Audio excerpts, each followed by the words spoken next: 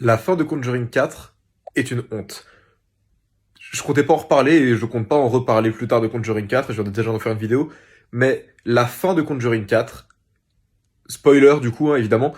avec le mariage de la fille Warren, ça symbolise beaucoup de choses qui vont pas dans l'industrie du cinéma d'horreur aujourd'hui, à savoir l'espèce de marvelisation, de franchisation du cinéma d'horreur, où à la fin du film, on va retrouver des personnages des trois premiers films, et on va retrouver des caméos, entre autres de James Wan et de sa femme Ingrid Bissou, je sais pas comment ça se dit. C'est de la marvelisation du cinéma d'horreur, c'est-à-dire que Conjuring est devenu une franchise au même titre que, bah justement Marvel, et c'est le signe que le but c'est plus de faire des films d'horreur, c'est plus de faire des films qui font flipper, c'est juste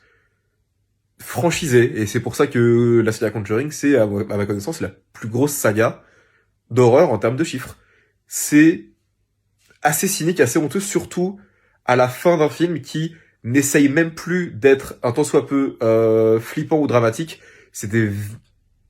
j'allais dire c'est des vaines tentatives, mais c'est même pas des tentatives. C'est-à-dire que Michael Chavez va juste se reposer sur ses bases, à savoir la formule James Wan implantée dans le cinéma d'horreur mainstream depuis Conjuring. Sauf que ce qu'il ne comprend pas, c'est que si Conjuring a marché, c'est parce que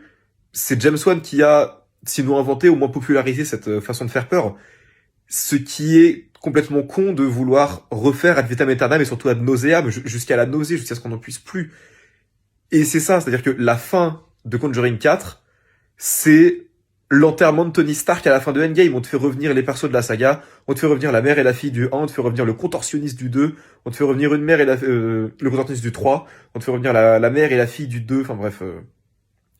Énorme bordel, tout ça pour au final juste dire, vous avez vu, on a roulé sur l'or,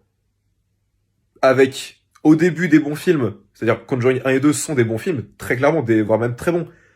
Puis ça se détériore, mais comme pas possible après. Et pour moi, c'est une honte de célébrer cette espèce de franchisation du cinéma d'horreur qui n'a même plus pour but, au-delà de faire flipper, mais d'être juste un bon divertissement qui va juste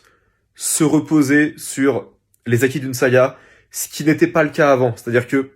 même sur les grosses sagas d'horreur, on prend Vendredi 13, on prend Halloween, le but c'était pas de jouer sur la franchise, sur l'aspect saga, sur l'aspect grand univers. Le but c'était, même si c'était mercantile, ça restait de l'exploitation, dans le sens où ça exploitait la fibre du public pour ce genre, mais ça exploitait pas la saga comme une vache à lait, et surtout ça n'exploitait pas l'aura du non Conjuring, ou du non Vendredi 13, par exemple.